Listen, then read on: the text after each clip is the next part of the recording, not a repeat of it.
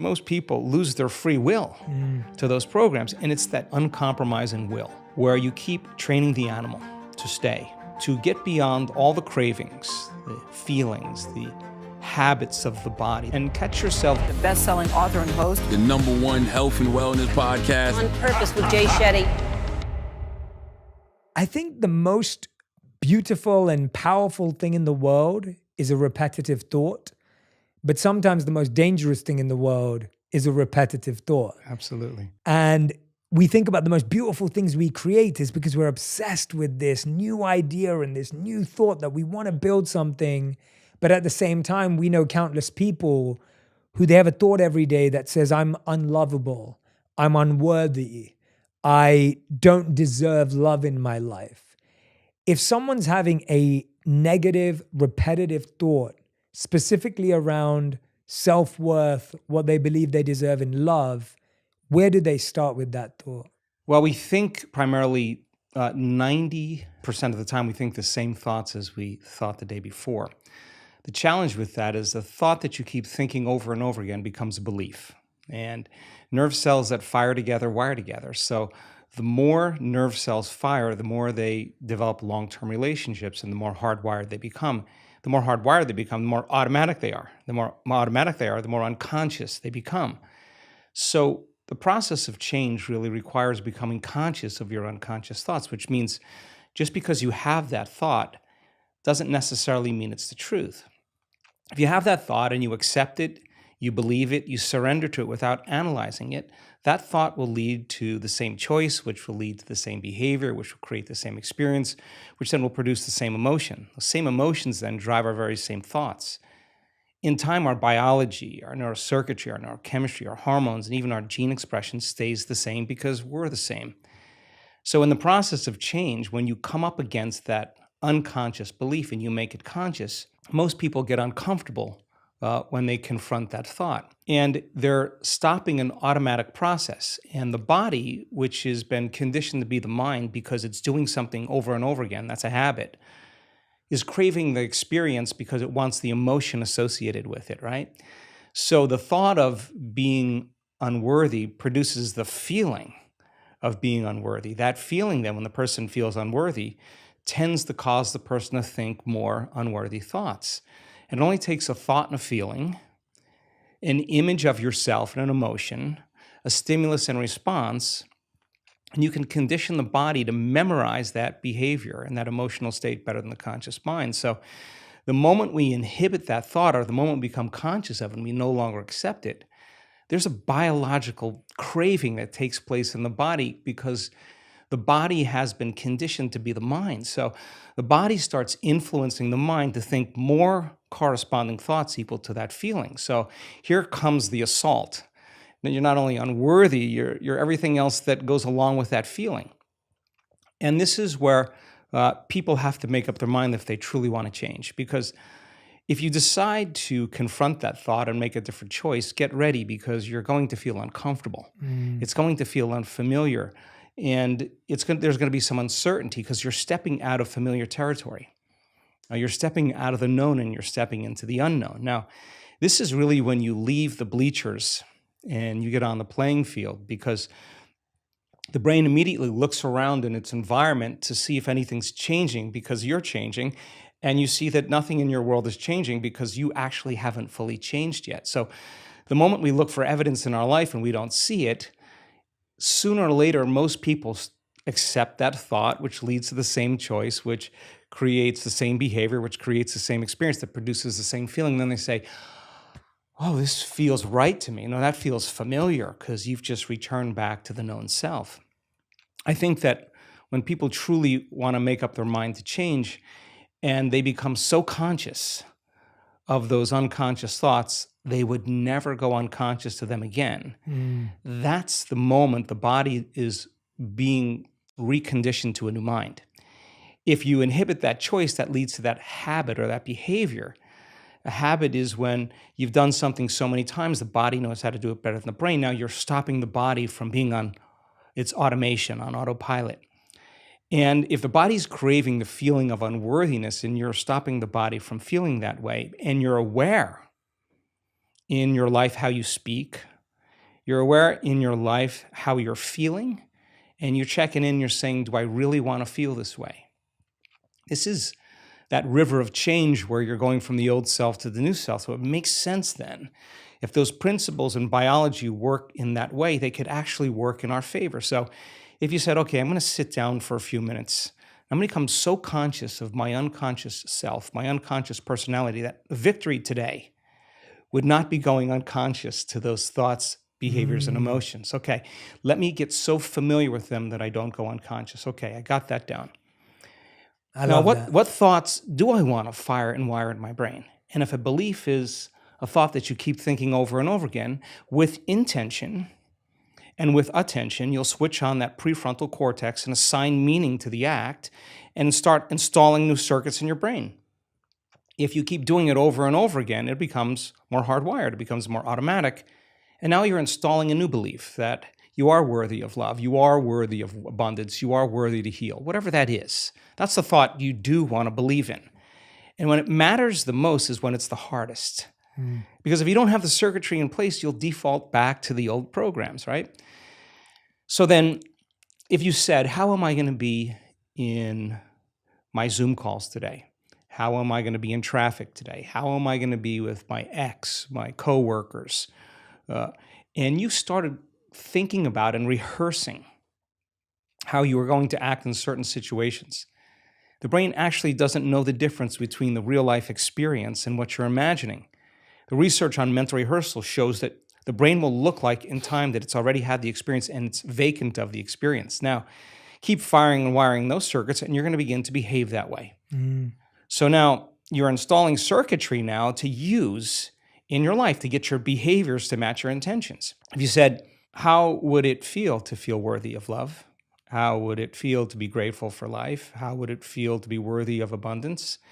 And you said, I'm going to teach my body emotionally what this feels like before the manifestation of the event. You're not waiting for your life to change to feel worthy. You're actually changing your life by becoming worthy. You're generating abundance. You're generating love. You're creating an elevated emotion. Now, our data is so compelling because when you truly begin to elevate your emotional state and you could really lock in, to those elevated emotions, your body is so objective that it actually believes that it's living in a whole new environment before the environment changes. In other words, the body's believing it's in that new future. And if the environment signals the gene, and it does, and the end product of an experience in the environment is an emotion, you're actually signaling genes ahead of the environment, and your body will begin to become conditioned to a new mind. Now think about this. If you did that every day, the word meditation literally means become familiar with. You become familiar with your old self, you become familiar with your new self, and you say, I'm not getting up until I feel this feeling. And then you'd say, I want to be able to bring this feeling up whenever I want. I'm going to keep remembering this feeling over and over again. It only takes a thought and a feeling, an image of the future and emotion, a stimulus and response. You can condition your body to believe it's living in a whole new life. And when you feel the emotions of your future, something amazing happens.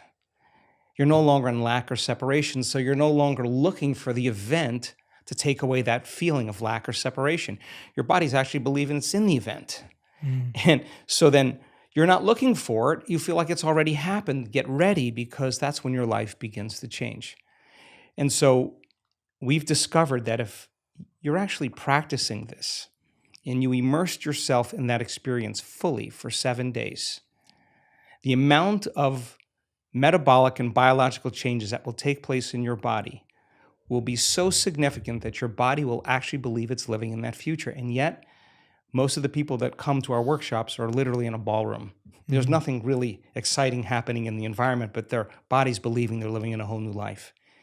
And so one thought leads to a choice, which leads to a behavior, which creates an experience that produces an emotion. So then new information, new knowledge begins to cause you to think differently. If you can remember that knowledge and begin to make a different choice because you want to experience the truth of that information, you'll have to behave differently. And when the experience occurs and you feel the feeling of your abundance or wealth, I guarantee you're going to continue wanting to make the process of change something consistent in your life. This is why I love talking to you. I mean, that literally you could just, what you just said there, I hope everyone listens to it again and again and again. And partly, I think there's something to be said for that. The best things that have rewired my brain and my mind were things that I repeated daily. I took something that I loved listening to or loved learning or reading a paragraph of a book, and I would literally just reprogram myself by giving that to my mind every single day. Yeah. And as I'm listening to you talk, I think there's a few really powerful things I wanted to pull out. When I lived as a monk and studied the Vedas, they would talk about thoughts in different modes. And there are 3 modes: the mode of ignorance, the mode of passion, and the mode of goodness. And there's a hierarchy to those thoughts. And so the mode of ignorance would be an unfulfilling thought or a completely fear or insecurity-based thought, which would be, I am not worthy, or I am unlucky and I can't do that. I can't be in love. No one can be in love with me. That's like a mode of ignorance thought. A mode of passion thought would be, I can be in love with anyone I want and I can find anything. And it's almost like you're lying to yourself and you haven't really applied what you're saying, and it's just this big, bold statement, but it doesn't quite sit and resonate. And the mode of goodness thought is, I can take steps daily to create love in my life right now. And you start to see how people would often look at what we're saying and they think, oh, it's just positive thinking. It isn't. It's not just a false statement. What you're saying is two words you used, intention and attention. You're actually being conscious about where that intention and the attention is being placed. You're intending that if I do something every day and I place my attention on X, Y, Z, then I can create this new reality for myself. Whenever I have a tough conversation coming up, a tough meeting, something difficult, I'll rehearse it in my head. And you're so right that you can prepare for the future. Even when I do skydiving or if I'm sitting in a cold plunge, I'm preparing my mind before I even do it. There's no point of just jumping in and diving in. I think what's really interesting is that partly a lot of the anxiety and stress we feel is because we kind of hope that we'll never feel anxiety and stress again. So there's a sense of like, okay, I can get to a place where I never experience anxiety. I almost think that sets us up to be more hurt by the anxiety and inevitable uncertainty we'll feel. I would love to hear your thoughts. Gosh, I would love to respond to this. I got 3 thoughts going on at the same time. Do it. So to fulfill the first part of that question, it's an experiment, right? It's an experiment. Life is an experiment. So if your personality creates your personal reality, and your personality is made up of how you think, how you act, and how you feel, if you keep thinking the same way, you keep acting the same way, you keep feeling the same way, your life is going to stay the same because you're the same. So the experiment is, okay, let me begin to think differently. So I got to remind myself how I do want to think, and I have to remind myself of how I no longer want to think, so I don't default and go unconscious. Let me remind myself how I'm going to behave so that I could actually get my behaviors to match my intentions. And let me remind myself of how I'm going to feel. If I'm able to succeed in that day, then there should be some change in my life. It's the experiment. And if it doesn't change, that doesn't mean the law doesn't work for you. It's just you're not that good yet. You just got to keep practicing, right? So the act of disconnecting from your life long enough to remind yourself of who you do want to be and who you no longer want to be, that experiment then is the experiment called life. Now, it's not that you react. The question is, how long are you going to react? That's the real question. Because, I react all the time. Everybody does. But if you're going to stay there and you're going to live in that emotional state, you will see life through that lens of that emotion, right? So now, it gets complicated because the stronger the emotion you feel towards certain people or problems in your life, the more you pay attention to them. And where you place your attention is where you place your energy. So from a purely biological as well as quantum state, we could say then you're using that person or that circumstance to reaffirm your dependence on feeling that emotion. So you have to hate your enemy. And if your enemy dies, you'll find another person to hate because that is the response, right? So the body is the animal. It's been conditioned a certain way, and if it's been doing something and feeling something for an extended period of time, there's a modification of its receptor sites. It's needing those emotional states. So in the process of change, just be ready because you're going to feel uncomfortable a lot of the time. Now, the question is, do you want to stay there? So then most people think they don't have any control over their emotional state. They think, I'm just this way and I feel this way. Well, we actually can show people that that's not the truth, that when it's the hardest, it matters the most. And if you're able to really work and train your body like you're training an animal to stop feeling one way and start feeling another way, if you believe that you're an eternal being, let's just say that, just most religions talk about we're eternal. Most sects of thought, only a few that don't. Whether you're going to heaven or hell or nirvana or on the wheel, you're pretty much going to be around for a long time. That moment matters so much in the light of eternity because that's the moment you make up your mind to no longer be defined by your past. Why are you being defined by your past? Because emotions are a record of the past.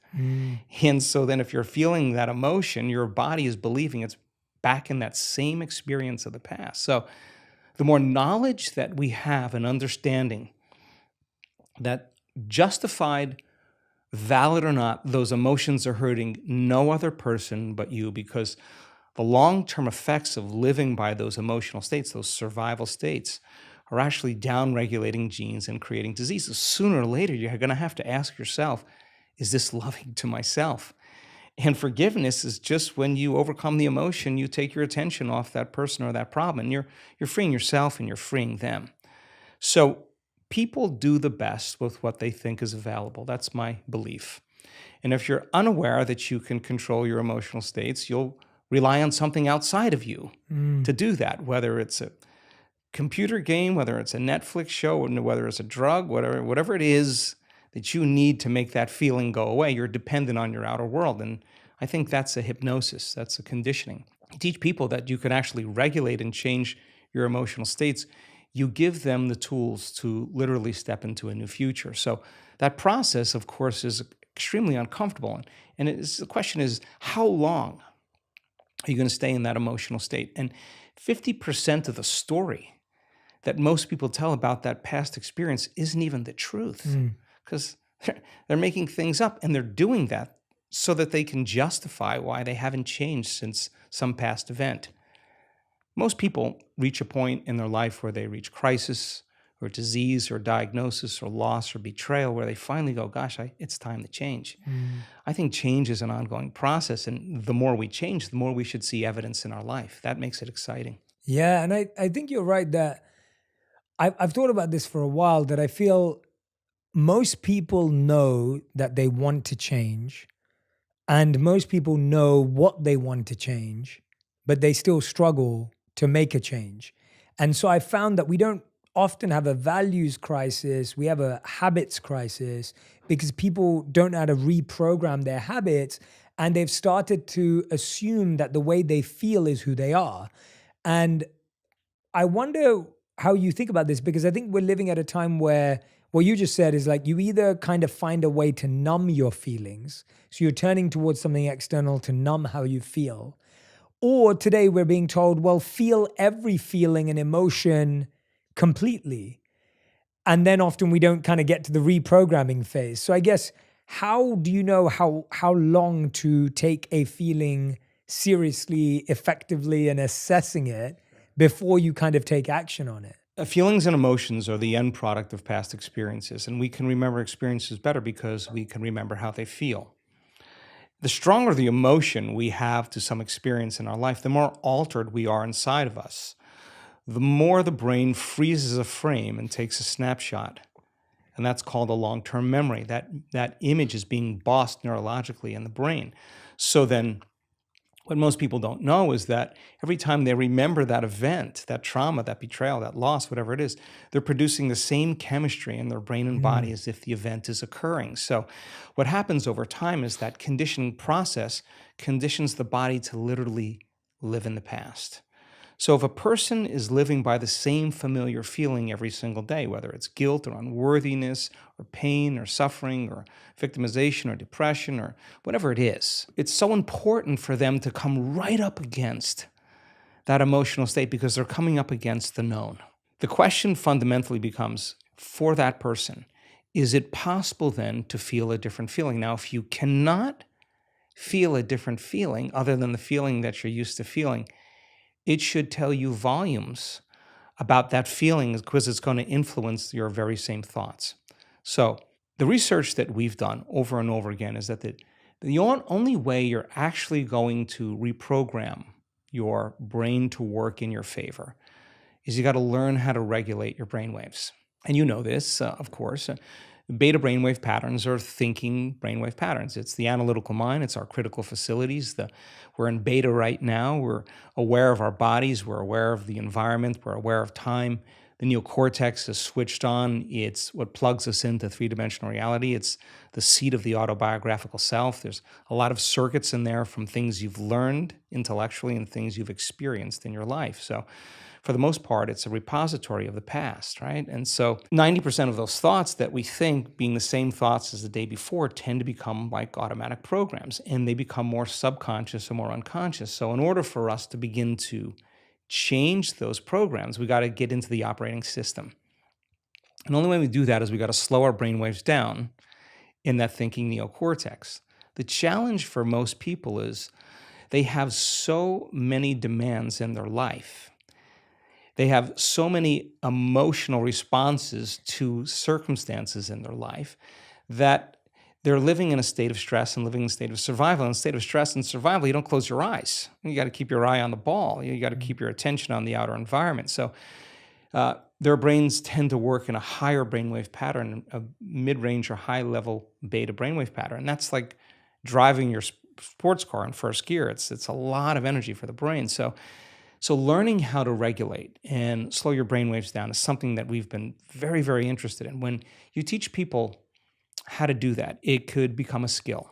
And when the brain starts to relax and it moves into less of that chatter that takes place in your brain and more of kind of an imaginary state, the brain sees in pictures and images, it's more creative, we're moving into that alpha state. So now the door between the conscious mind and the subconscious mind opens up as we get beyond our analytical mind. And our analytical mind is actually what separates the conscious mind from the subconscious mind. So as you slow your brain waves down, you get into alpha, you're entering the operating system. And that's where you can rewrite a new program. That's where you can rehearse a new script. That's where you can begin to plan your behaviors in an intentional way. If you can't change your brain waves, then it's like your computer running amok with all of those programs and you yelling at it, telling it to stop. You're not in the operating system. Some people can get to the point where they're so relaxed that the body's in a light sleep, and yet they're conscious and awake, and now they're in this theta brainwave pattern. And in theta, that's a hypnotic state. We're very suggestible to our thoughts. We're very suggestible to information in that state. And that state then is where we see the most change take place. And so the person can literally change from the inside out when they learn how to get into the operating system. You've just hit the nail on the head with the constant experience everyone has. I think, again, going back to what I was saying, that when we're trying to make a change, the thing that blocks us from making the change is usually stress. If I'm trying to be a kind, loving, compassionate person, but I'm stressed out, I'm likelier to be snappy and rude and condescending. If I'm trying to be healthier in my diet, but I'm stressed out or burnt out, I'm going to reach for the sugary food or the carbs and the fat. Like, that doesn't come from anything else but stress. To take away the feeling. To take away the feeling. Take away the feeling, right? Yeah. So let's get real clear, because I think it's important for people to understand when we're talking about stress and we're talking about living in survival. It's so important to name those emotions, because anger and frustration and control and hatred and envy and jealousy and insecurity and unworthiness and guilt and shame and suffering and depression, those are all derived. Those are emotions that are derived from the hormones of stress. And psychology calls those normal states of consciousness. Those are altered states of consciousness. Because in stress, the physiology is that we're knocked out of homeostasis. We're knocked out of balance because we're perceiving some threat, some danger, some emergency. And so the stronger the emotion you feel to whatever stressor there is in your life, the more you pay attention to it. And so in time, then you have to keep your attention on all the important elements in your life. So you sit down to do a meditation. And when you're living in stress and you're living in survival, there's only three things that are important in that moment. Your attention is on your body because you got to preserve it. Your attention is on something in your environment. And what's in your environment? People, objects, things, places. And you're very preoccupied with time. And when you're in stress and you're in survival, the brain goes onto a default mode and it's naturally trying to predict the next moment based on what it's learned in the past. And so as you always try to forecast the future based on your memory of the past, you can't be in the present moment, right? So, and yet our model of change, what we discovered is that the only way a person can change is when they get beyond their body, they get beyond all the elements of their environment, and they get beyond that predictable future and familiar past, and they sink into the present moment, which is the unknown. So if you can't do that because of the hormones of stress, most people will sit down and they'll say, okay, I'm going to close my eyes. I'm going to start this process where I'm going to rehearse how I'm going to be today. And they start thinking about their cell phone. They start thinking about all their emails. And they start thinking, I can't meditate. There's something wrong with me. It's my mother's fault. And they actually believe that thought to be the truth. And then they get up and they actually reaffirm it and they say, I can't meditate. Now, I can tell you that if you are willing to see that thought as just a thought in your brain and you're curious what's on the other side of that thought, yeah, you're going to feel uncomfortable. But if you had some tools and skills to apply and you were able to take your attention off your cell phone and settle your body back down into the present moment, that would be a victory. And then your body would say, come on, you got to feel a little frustration now. You got to be impatient. You got to be judgmental. Come on, that's what you always think. That's how you always feel. And you, like an animal, you settle the body back down into the present moment and you tell it it's no longer the mind, that you're the mind. That's a victory. Then the body says, hey, dude, you're super busy. You got a lot of things to do. You got a lot of people to see. You got a lot of places to go. You got a lot of things to do. And you've been doing the same thing every day. Your body's going to want to get up and do something. You're going to want to quit because your brain's telling you that you can't do this.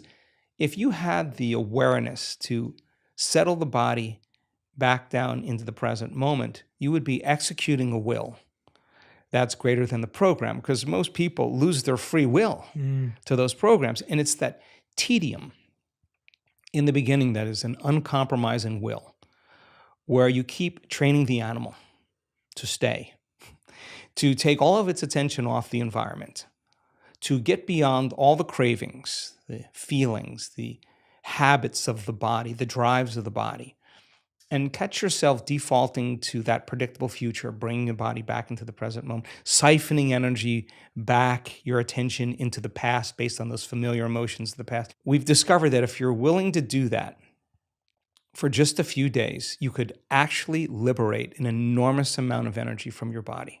You go from particle to wave, from matter to energy, and you're literally transmuting those limited emotions into elevated emotions, and something really beautiful happens if you're willing to fire the crucible and sit through that long enough.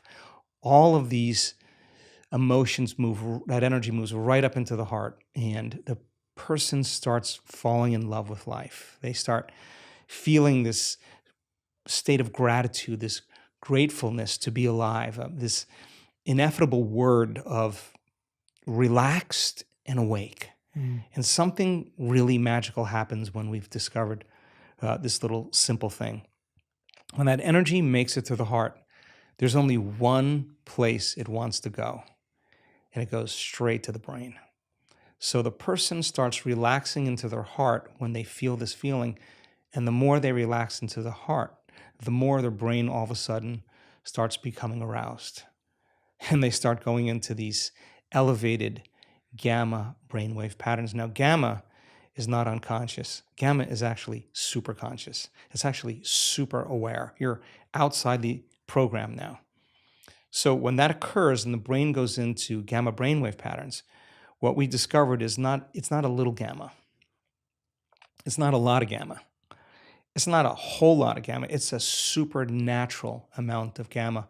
And we start seeing these brainwaves where we see theta start carrying alpha, and alpha starts resonating with beta, and beta starts creating high beta, and high beta starts creating gamma.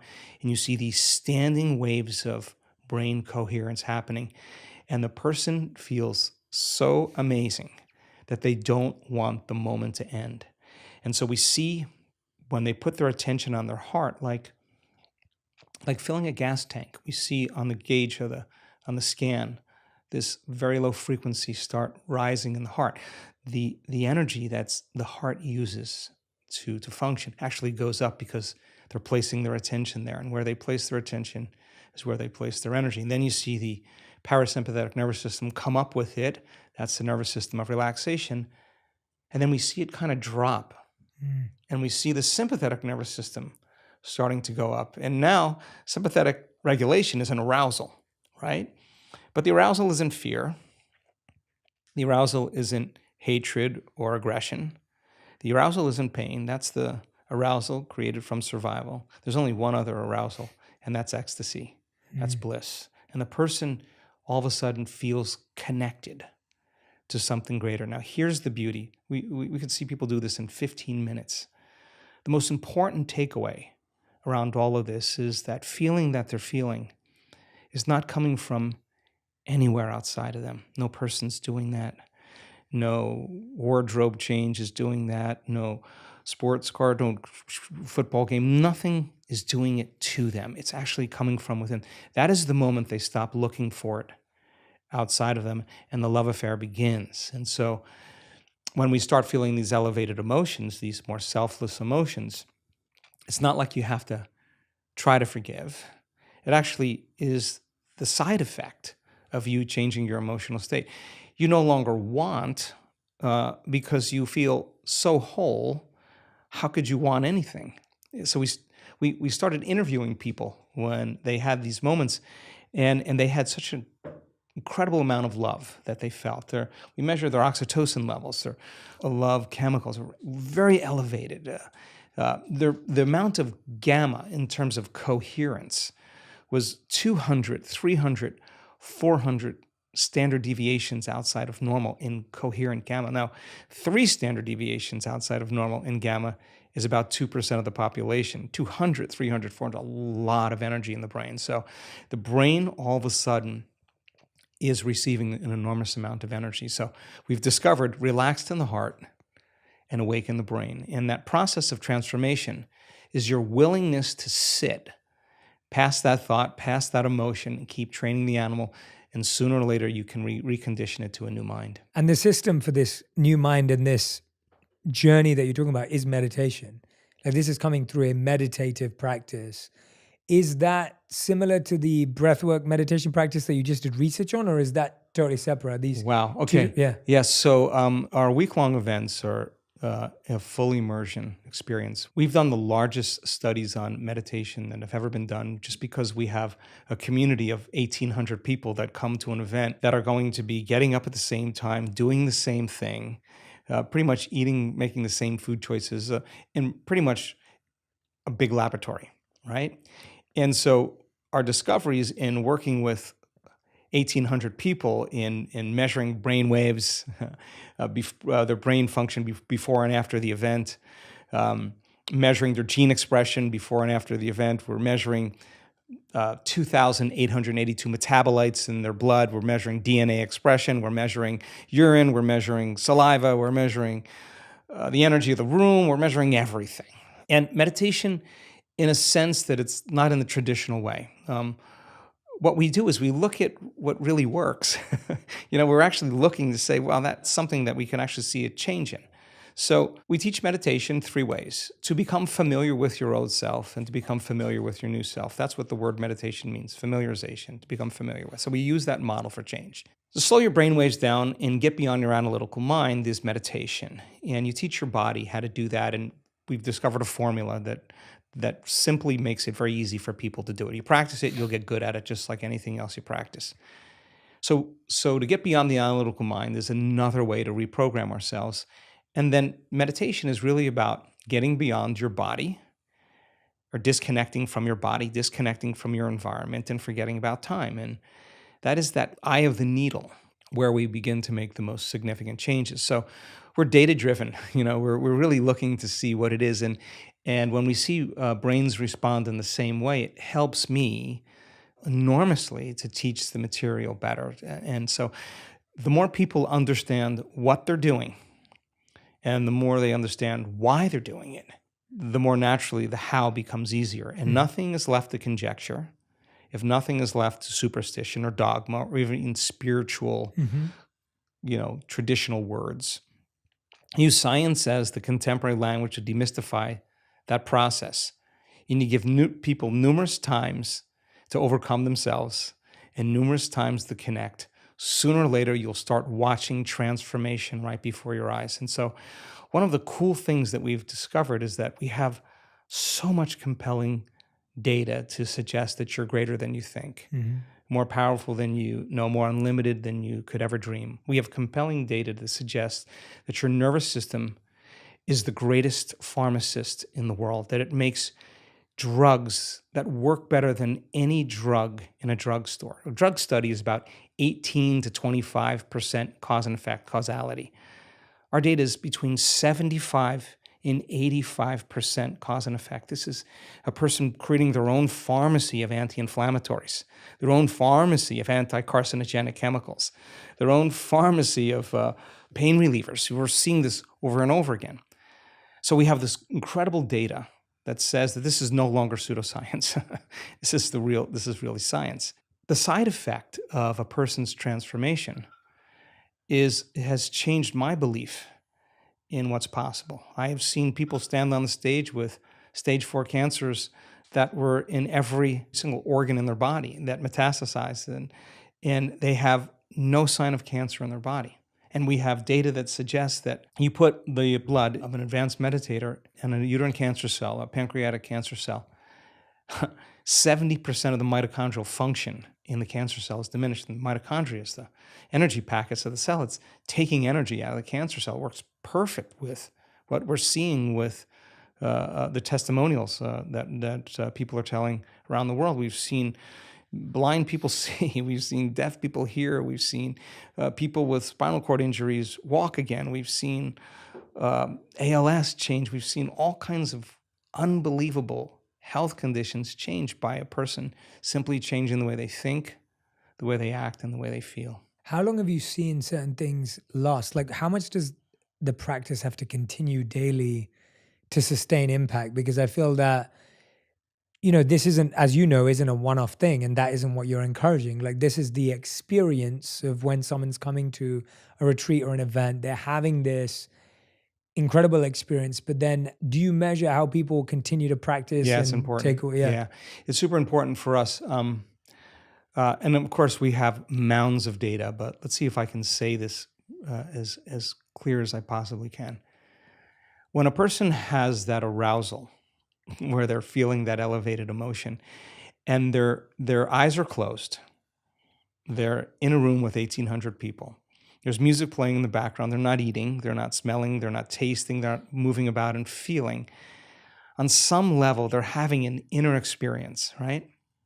And the body is so objective that it's literally believing it's living in a new environment. And so that elevated emotion somehow tends to drag the body right out of the past into the present moment. So many people with everything from eczema to muscular dystrophy, when they have those events, there's a biological change that takes place in their body where they feel completely differently. Now, some people heal all the way. Some people are out of their wheelchair and they're walking again, but they're limping. And that doesn't mean it's over. It just means they made contact or they hit gold. And so there's varying degrees that we see. We've seen people for 7 years work on a terminal health condition. It took them 7 years to heal that health condition. Some people it takes 2 years, 3 years. Some people, they do it in 3 months. There's no predictable menu that we can say it's this way. Now, when people have those more profoundly aroused states, it seems like their change is much more immediate and much more permanent.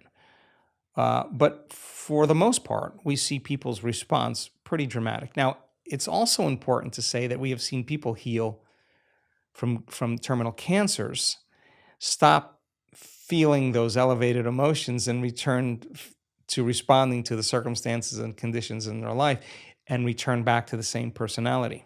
The same personality is the same personal reality, and their body's believing it's living in that same environment, and they're feeling the same way, and they're in the habit of acting the same way and thinking the same way. And lo and behold, the condition returns. We've seen people heal themselves of Parkinson's disease more than once, have one response to some very serious event in their life that produced a very strong emotion. And in 1 hour, their condition returned because they literally went back to their old self. And we've seen that person turn around and reverse the condition again. Again, people do the best with what they think is available. The person standing on the stage, we've had numerous physicians and researchers stand on the stage, they're the 4-minute mile. They're telling the community, I'm the example of truth.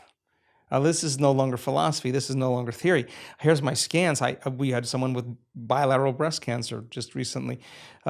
No evidence of cancer in her breasts or any lymph nodes, no longer in her liver. I'm looking out at the audience, and everybody's leaning in. There's the 4-minute mile, and that person's telling the truth, and they're telling a story, and it's not pretty. It's not always rosy. They went through a lot of dark nights. They went through a lot of their condition getting worse. But every day they had to show up for themselves. If they stopped showing up and doing the work, they would really not believe it was possible.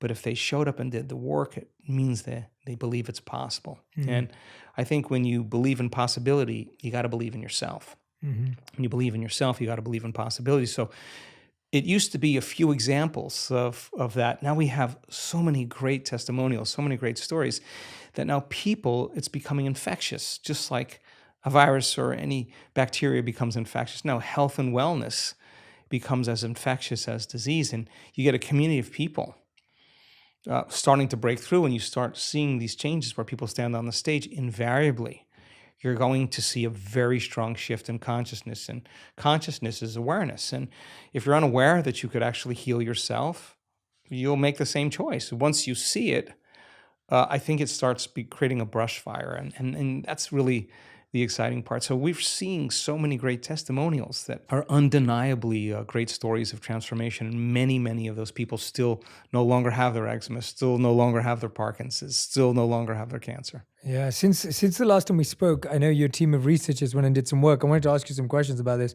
You did some research on the impact of 1-minute breath work. How does this impact our heart rate variability, and how does HRV impact our anxiety? Let's talk about heart rate variability, because it's an important thing.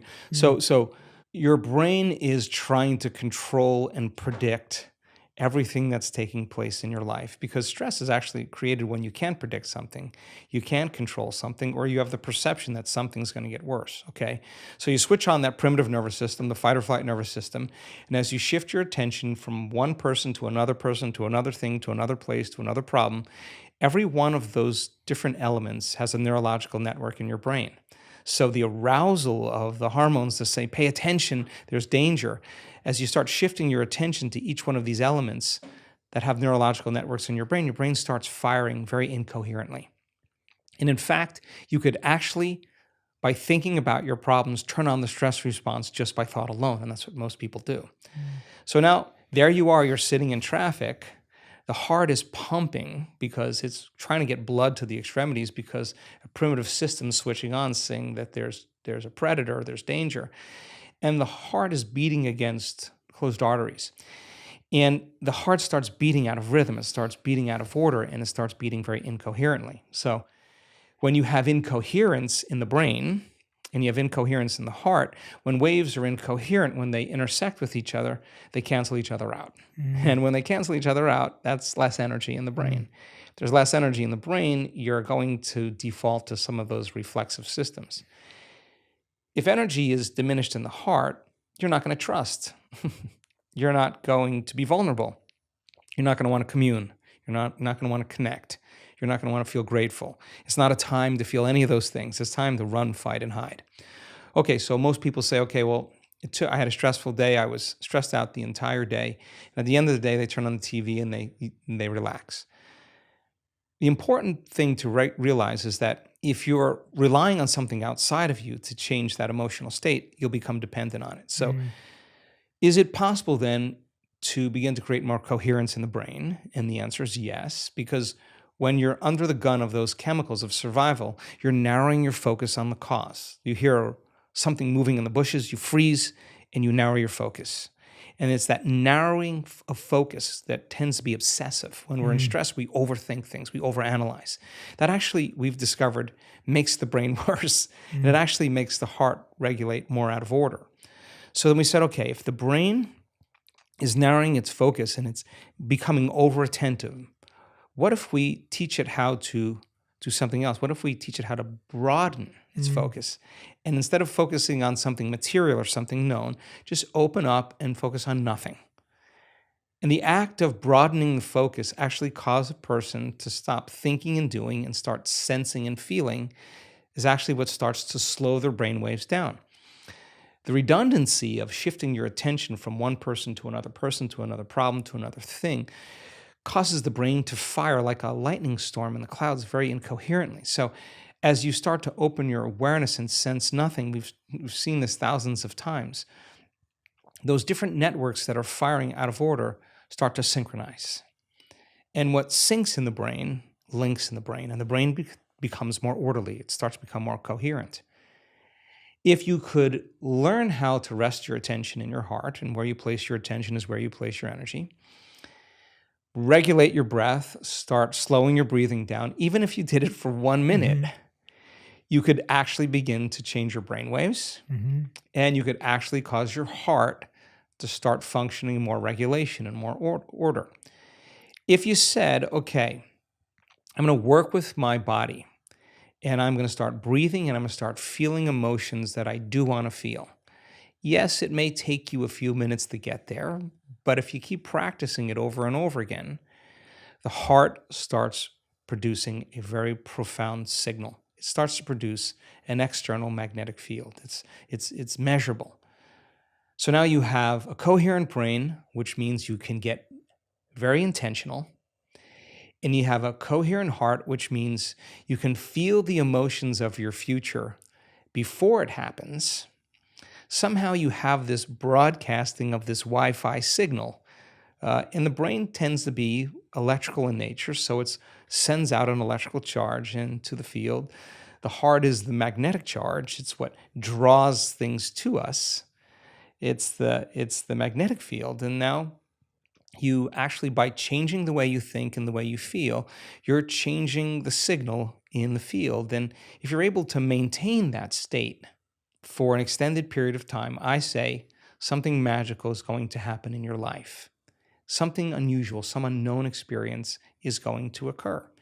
If you keep thinking the same way and feeling the same way, your life should stay the same. So we do 1-minute practices, we do 5-minute practices, we do 30-minute practices. We want to get so good at doing it with our eyes closed that we can do it with our eyes open. Yeah, no, when I hear that, like I've had personal, genuine experience of that, where I've done that when I'm having a moment where I'm feeling anxious or I'm feeling stressed or, something unpredictable has happened and I feel that change in my heart rate and I notice my breathing change. I notice it become more shallow. I notice it become more random.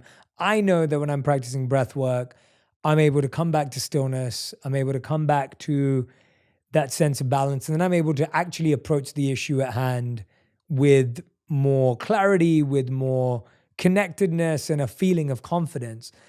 But when someone else who may not have had that experience yet or may not be trained in that, they're just thinking, well, how do I solve the problem, right? Like they're listening to me and you going, well, but I can't because I need to solve this problem. Like you're saying, like, oh, I'm going to be 30 minutes late for a job interview, or I just had an argument with my partner this morning and I've got a big presentation this morning as well at work. Now I'm stressed about it because I'm thinking about that. Or my kid just I had to rush him to hospital and now I'm late. Like, I guess when you're looking at it from a very human point of view, it's really hard to understand the value in this. What do you say to anyone who's thinking and feeling that way? No, I think it's a reasonable conversation. I mean, sometimes we have to be super aroused, and sometimes we really have to pay attention. And sometimes there are threats and dangers where that primitive nervous system actually works in our favor, and that's the emergency system. But you got to also realize that you only have a certain amount of energy. And if you're living in emergency mode for an extended period of time, there's no energy for growth and repair. There's no energy for long-term building projects. And so when it's needed, and you have to outrun the predator, you go. Yeah. You don't sit and try to make friends with the predator. We're not that good. You run, right? Yeah. The problem is if you keep that alarm system switched on all the time, it gets very addictive. It's a great answer. Yeah. It gets very addictive, right? And so I've looked at people's brain scans and watched their brain get worse in the early days and tap them on the head and say, what were you doing in there? 100% of the time, they were analyzing the problems in their life within that disturbing emotion. And if an emotion is a record of the past and they can't think greater than how they feel, they're thinking in the past, there's no solution there. Cross the river, get beyond the emotion, and you'll see possibility because you're no longer in the box of that emotional state. Now, that's so much easier said than done because you're going against thousands of years of programming of living in survival. I mean, 200 years ago, it wasn't easy being human. I mean, we're in survival all the time. I mean, famine, every disease. I mean, it was hard to be human. And so we have to lay down the very thing we used our whole life to get what we want for something greater to occur. And it goes against thousands of years of programming. It's not something that you get good at doing once. You got to keep practicing. So you really have two ways to look at it. If you're living in stress and you're living in survival and that system is switched on, then everything will be a threat. Everything will be a danger. Everything will be a reason to rush, to be impatient, to be frustrated, to be judgmental, because that's the consciousness, that's the emotion we're living by. So now you have a problem with a coworker, you have a problem with your partner, whatever it is that you used as an example, and you have to give a presentation. Now you really have one of two choices.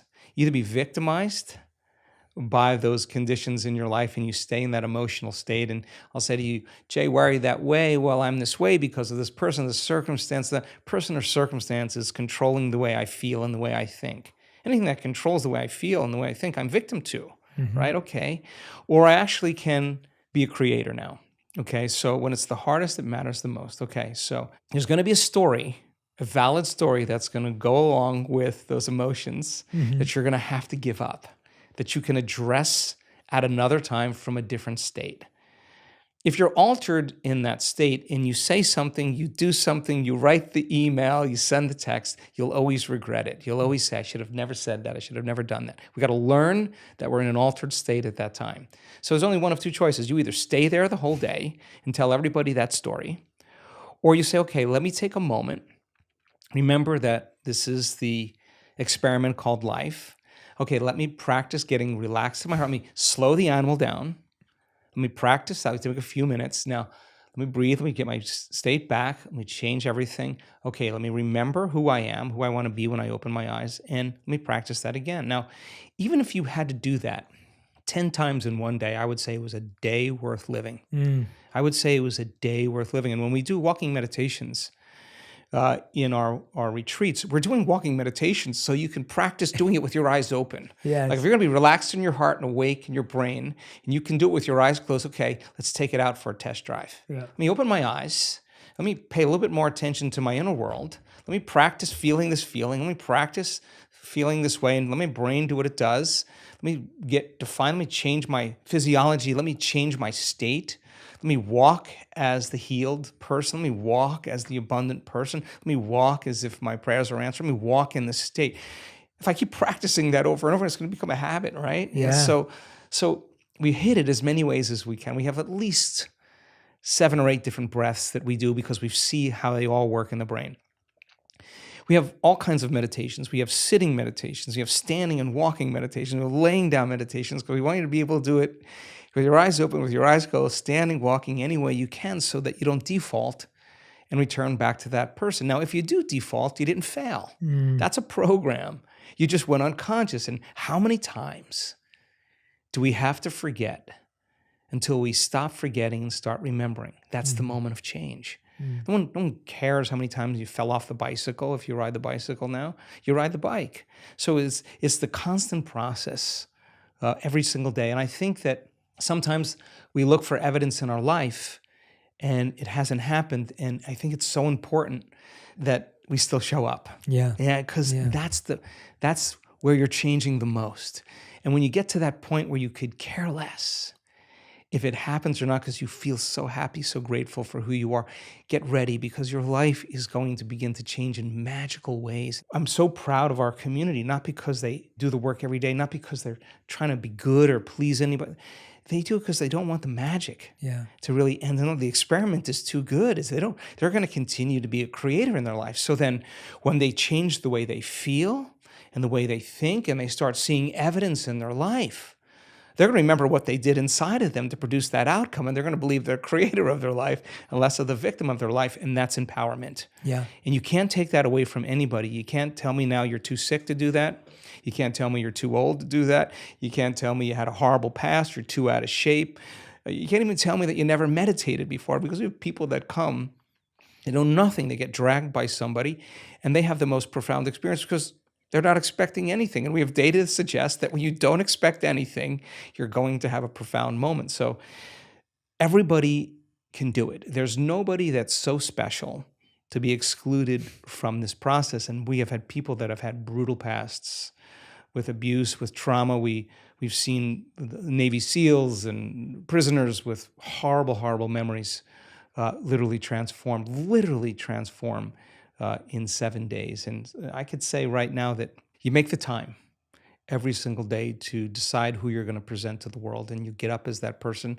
You're going to fall a lot of times, but sooner or later, once you start to change, it's pretty hard to go back. Yeah, I think we so easily forget that anything that we've achieved today, any place we've got to, was a commitment to refining the process. It was a disciplined effort to make a tiny improvement on something else. When you give the cycle example, the bike example, the idea that you got back up and you maybe changed one thing. You knew to shift your balance differently. You knew to pedal at a different pace. Like, you tried these different things.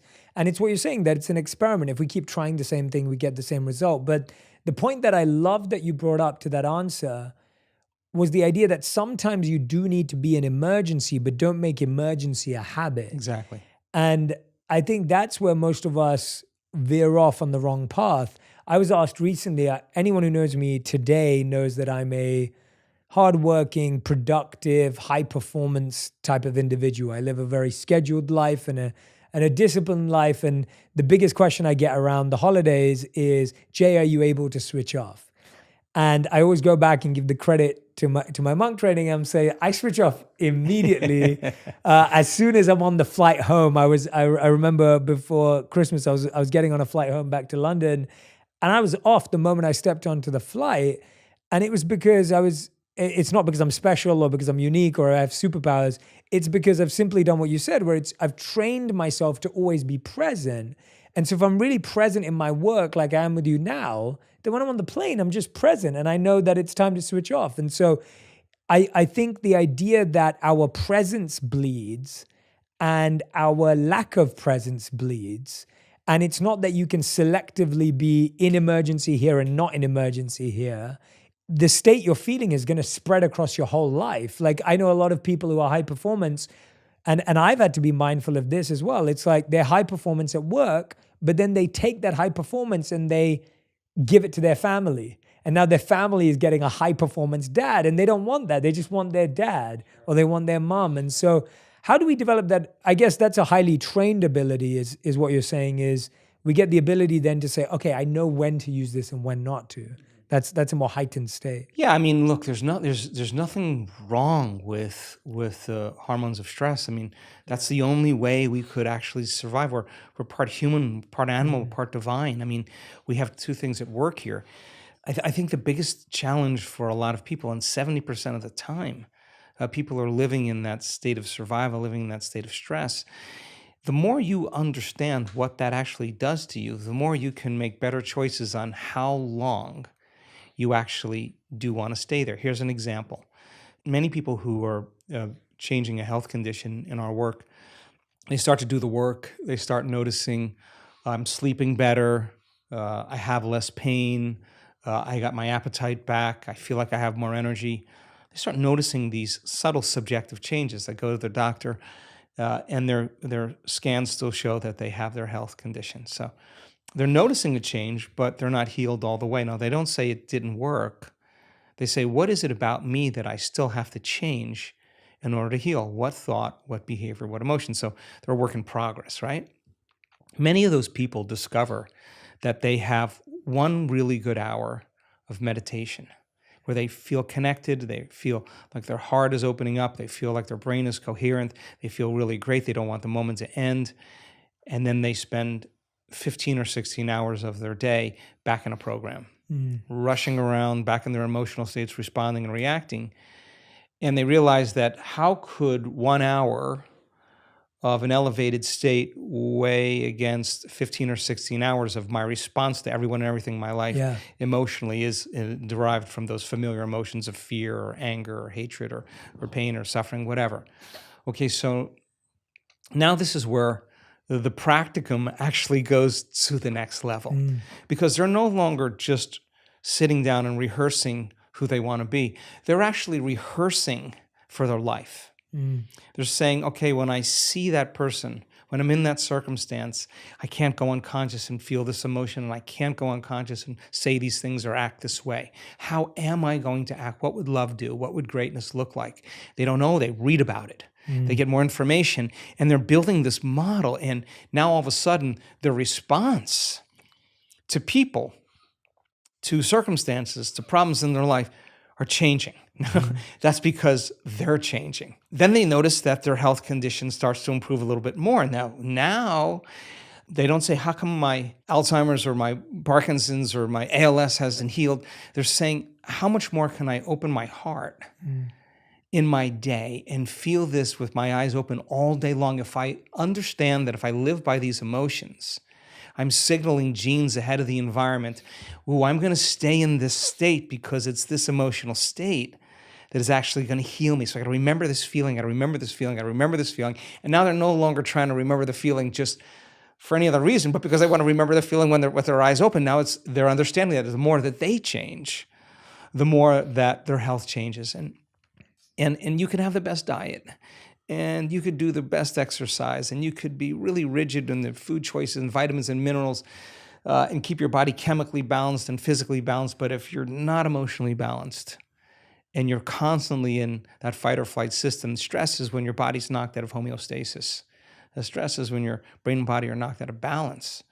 So you could have all those things working for you, but if you are living in fear or you're controlling and you're rigid and you're perfectionist and you're hard on yourself, it's going to make sense that is going to have to change in order for you to change, right? And so people start getting it. That's the only way I'm going to change.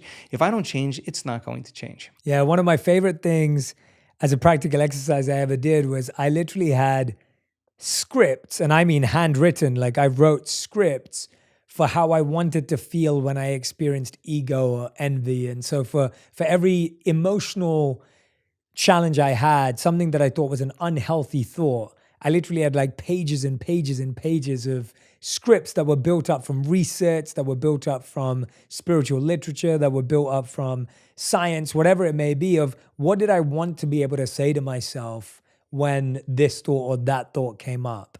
And it sounds so basic, but it really does rewire your thoughts when now all I can think of is that script. Sure. And I need to update that script regularly. Sure. That's a good point. Yeah.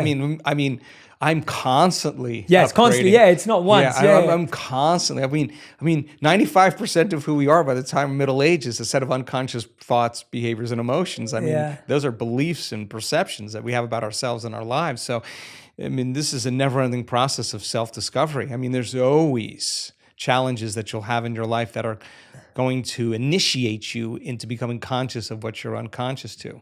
Yeah. And you got to meet those challenges from a greater level of consciousness than the consciousness that's created. And you can't, if you don't, your response and the way you feel and the way you think being the same, and if you believe that how you think and how you feel creates your life, if you don't change the way you think and the way you feel, your life's going to stay the same because you're the same. I mean, that's the way it works. So fundamentally, it's so important for people to understand that it is actually possible to change. It really is possible. It is, yeah. I love that you keep repeating that, because I think that's the hardest part, where you've just, again, the broken record is, I can't change, nothing will change.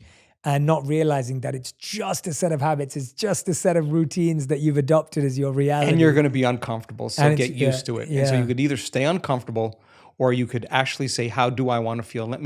Instead of memorizing this emotion, let me memorize this emotion. Let me open my heart when it goes against everything that I've been taught and programmed to do. I mean, and that's really when it really begins to matter the most. So it's really an exciting time, and I'm so happy to see that people are wrapping their minds around all of this and doing it for themselves. Absolutely, absolutely. Have you found a difference, and I want to get a bit more technical here, have you found a difference between meditation with breath work and without breath work? Because I know you do both. And what do you find is the usefulness and benefits of either? So we do so many different types of breath for so many different types of reasons. The breath that we were talking about with Inspire, pulling the mind out of the body, we do that breath to take that creative life force that sits at the base of the spine, that energy that can create another life form. The energy we use to digest a meal, the energy that we use to run from a predator. We're taking all that energy that's stored in the body emotionally, and we're pulling that energy back up into the brain. If you practice this breath repeatedly, there will be a release of energy into the brain. We have the data to show that you're going to have a lot more energy in your brain. You're going to be way more coherent in your brain, and you're going to be more conscious, right? And so why is that important? Why? Because when you regulate your brain waves, we don't want you to fall asleep. We want you to actually be really relaxed and awake at the same time. So we do this one breath called pulling the mind out of the body. That's the Inspire series, where we're taking all that creative energy and we're with the breath, pulling that energy right up to a specific area of the brain. When you do that properly, your brain will go into an altered state. That's the reason why we do it. Then we do all kinds of other breathing, like breathing to change the heart rhythm. Sometimes when we're doing a laying down breath, when we're practicing getting into that mystical state, just when the audience is just starting to move into a slower brainwave state, we'll do a very forced inhalation, exhalation, over and over again, like a hiker's breath, only so that the person feels euphoric, and so euphoric that they don't want to fall asleep. And they'll move into a slower brainwave pattern, and the door between the conscious mind and the subconscious mind opens, and many times there's a mystical experience waiting for that person that's transcendental. So we do all kinds of different breathing techniques because we have different intentions behind each one of them. If people want to dive into those, where should they go if they want to kind of grab some of those techniques or get access? Are they only at the events? There's an online course that we offer called the Progressive Workshop. Great. In the Progressive Workshop, we teach a few of those breaths. And if you come to a week-long event, you'll have an opportunity to do all of them. And we start at 6 a.m, we finish at, I don't know, Cancun, the last one we did, I think we finished at 8 or 8:30 every night. It was just a great group of people. And we go 7 days, and some mornings a little earlier, but you got a lot of practice. You got a lot of tools. So by the time you leave, you can use them in your life. Yeah, that's amazing. Yeah, for anyone who can't obviously get to the live events, then the online course will be helpful. But if you can, go along to one of them. And I think there's some good descriptions also in Becoming Supernatural, my last book, where we break it all down. And then there's some tutorials that we have on our website to help you with some of the breathing. Yeah. I love that. Joe, is there anything I haven't asked you about today, or anything that's on your mind and heart that you really want to share with everyone, or something you've been working on, or anything you feel compelled to share? Gosh, we covered a lot. We've covered a lot. We're doing some really cool research with random event generators, and random event generators are sophisticated coin tosses. You know, the more you toss a coin, the more you're going to get 50-50 heads or tails, right? So this program machine generates about 1,000 tosses in a second. So you're looking at a very, very sophisticated machine.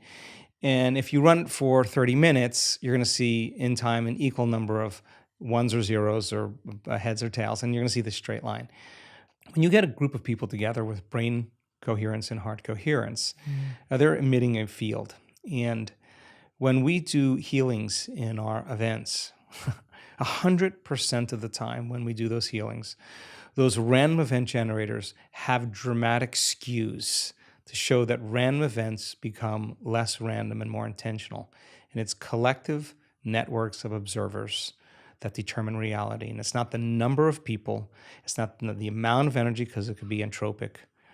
It's the most coherent energy. And we're causing a machine that's programmed to behave in a very, very different way. And I think that idea of community, of people coming together when everybody else is in fear, to show courage, when everybody else is in pain, to show compassion, when everybody else is in anger or hatred, that to show love. I mean, I think by nature as human beings, I think we are wired to give, to connect, to commune, to take care of one another, to heal one another, to shine for one another. And our data is so exciting to actually support that theorem. Yeah, I love that you brought that up, and that's very macro and big as well, but also micro in that you're measuring people's daily experience. I think, when I think about families who live together, or couples or partners or whoever you may be, when you're sleeping together, when you're waking up together at the same time, when you're sitting for meals together, when,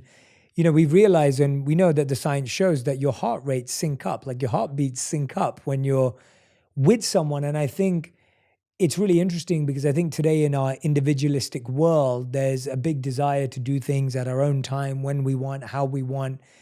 But if you're truly trying to build a relationship with someone else or build community, there's so much to be said for doing these basic practices at the same time together, right? It's really hard to be in community when you're in survival, because survival makes us put our attention on ourselves, right? And I think that when people are not living in survival, when they're out of survival, our nature really is community, is culture, is connection. And it starts with the self, then it starts with our closest relationships, and it builds out from there. And I think that's a healthy model, for the world. I mean, when you're working on yourself and I'm working on myself, and I'm okay with me and you're okay with you, we're going to be okay with everybody, And I think when we're not okay with ourselves, that's when it gets complicated. That's amazing. Everyone who's listening and watching, make sure you go and follow Joe across social media. We'll put the links to everything in the sections there so you can follow along. But I want to make sure that you share with me your greatest insights. Tag me and Joe on Instagram, on Twitter, on TikTok, whatever platform you're using. Let us know what you'll be practicing. I hope that there's parts of this conversation that you'll listen to again and again and again, because you have to realize that the first time you hear it, there may be some inspiration, there may be some insight, but the second time, that repetition is going to help you actually apply, rewire, and reconfigure. So make sure you repeat, listen, and make sure you share this with a friend as well so you can discuss it, talk about it, put it into your own language and your vocabulary. That's such an important part of putting this into practice as well. Joe, as ever, thank you so much for making the time and effort. I know that you've always got unpredictable things happening in your life like this morning, but you chose to be here. And thank you so much for being here. I really appreciate it. Thank you, Jay. Thank you for having me. Thank you. If you love this episode, you'll enjoy my interview with Dr. Daniel Amen on how to change your life by changing your brain. You want to drip dopamine. Don't dump it. Because when you dump it with the fries and the alcohol, the porn, you don't have much left. And so then you have to